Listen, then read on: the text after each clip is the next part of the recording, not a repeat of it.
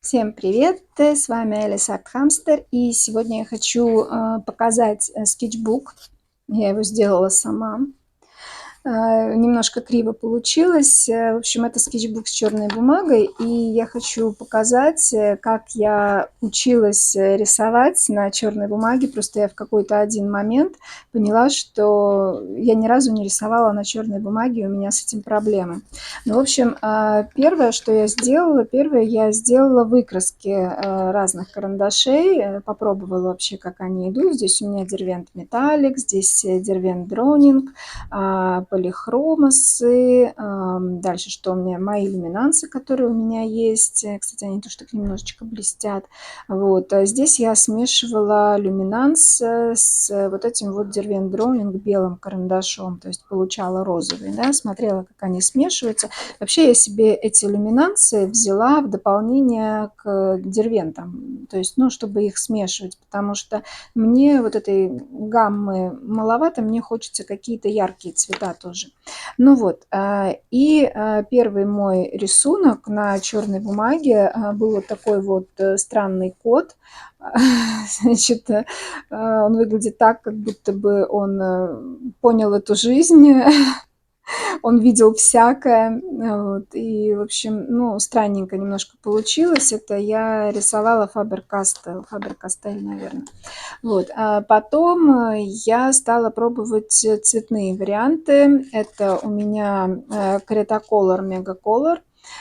И вот такой вот котик получился. Я считаю, что уже немножечко лучше, но все равно у меня проблема с тем, чтобы оставлять черный цвет, оставлять цвет бумаги. То есть получается как-то, ну, именно то, что это как подложка, типа черная бумага, да. Здесь Derwent Metallic, и здесь уже я как-то немножечко черную бумагу оставила. Это третий рисунок мой на черной бумаге. Да, вот так вот сложилось, что я на черной бумаге не рисовала.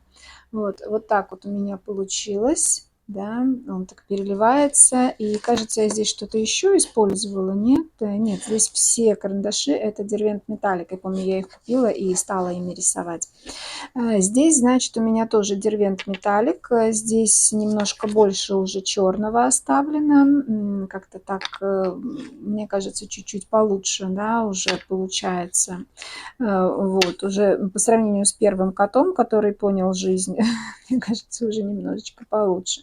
Вот так вот цвет отсвечивает, когда они блестят, и не видно их натуральные цвета. Дальше я рисовала вот такой вот домик. Мне кажется, здесь уже еще лучше у меня идет. То есть, ну, такое чувство, что я так начинаю как бы понимать, как устроен этот черный цвет и как его немножечко где-то оставлять, эту бумагу черную.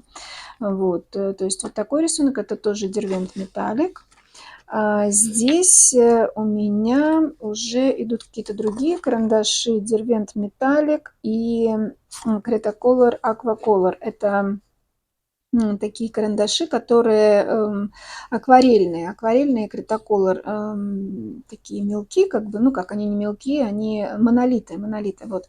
У меня есть на них обзор. И, кстати, вот они на черной бумаге тоже очень хорошо идут. Вот то, что вот это вот красный, синий цвет, да, и потом сверху я просто прошлась металликом, и получилось вот такое вот свечение от этой бабочки, типа как солнечный свет. То есть, ну, мне кажется, что уже здесь у меня немножко лучше все идет с черной бумагой.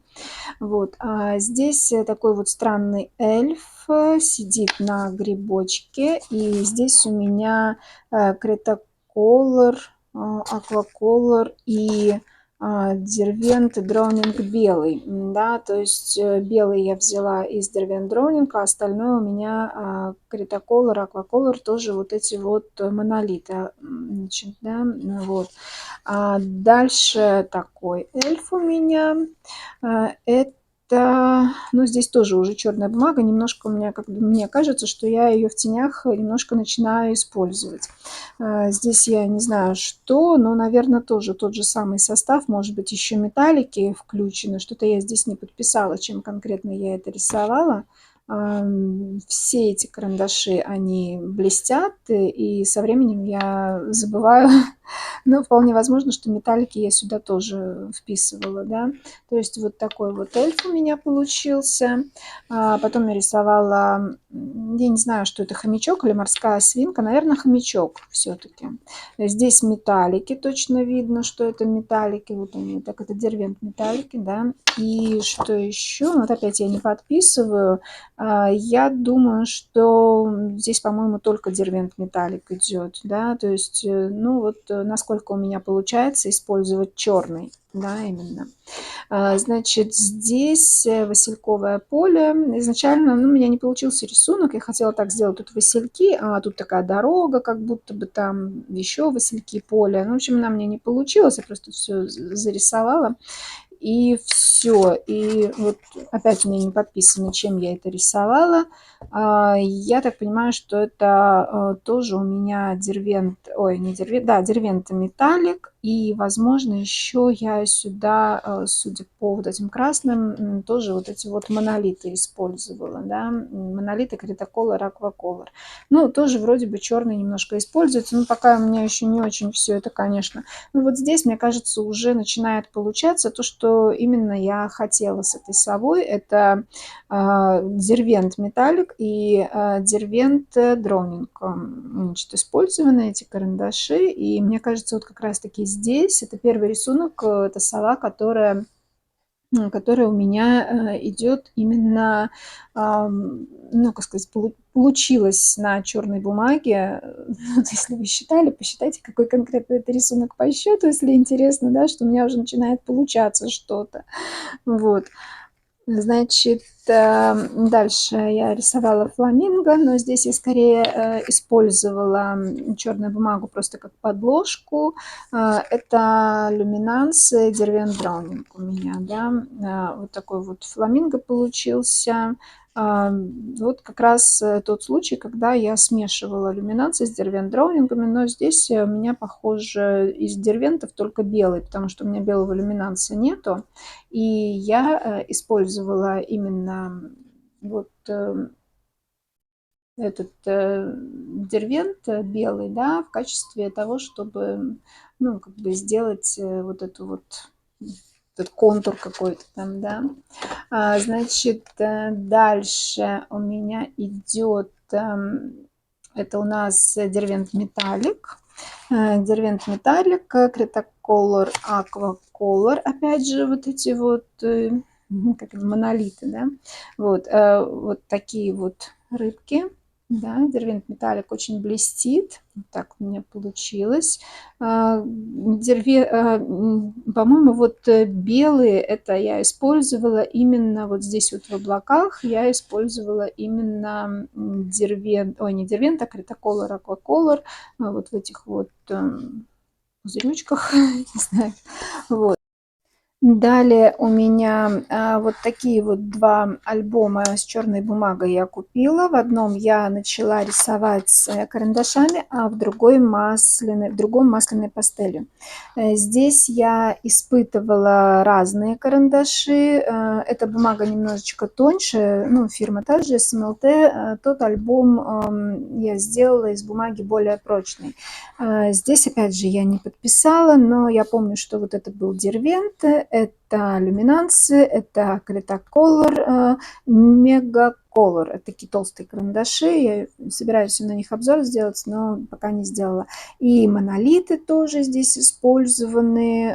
Вот, то есть, ну, тут много всего использовано. Металлики, я не помню, использованы или нет. Вроде бы нет.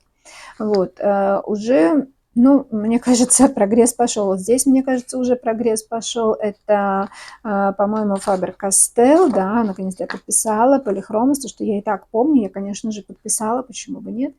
Вот такой вот гриб получился, уже черно-белый, да, если мы сравниваем с тем котом, которого я нарисовала в первый раз. То есть вот кот, который видел жизнь, да, и гриб, который жизнь не видел.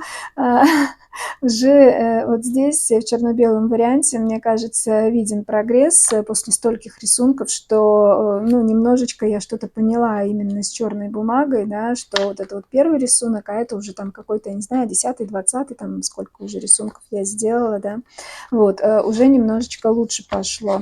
Значит, здесь я что-то делала, какие-то обзоры, это наверняка у меня уже на канале есть. Это, значит, это должно было быть подписано, да, Cretacolor Aqua Monolith. Это тоже карандаши, которые акварельные. Вот я все говорю. В общем, это вот такие вот карандаши. Вот, Cretacolor, Aquacolor, которые, ну, у меня тоже на них обзор есть, если что.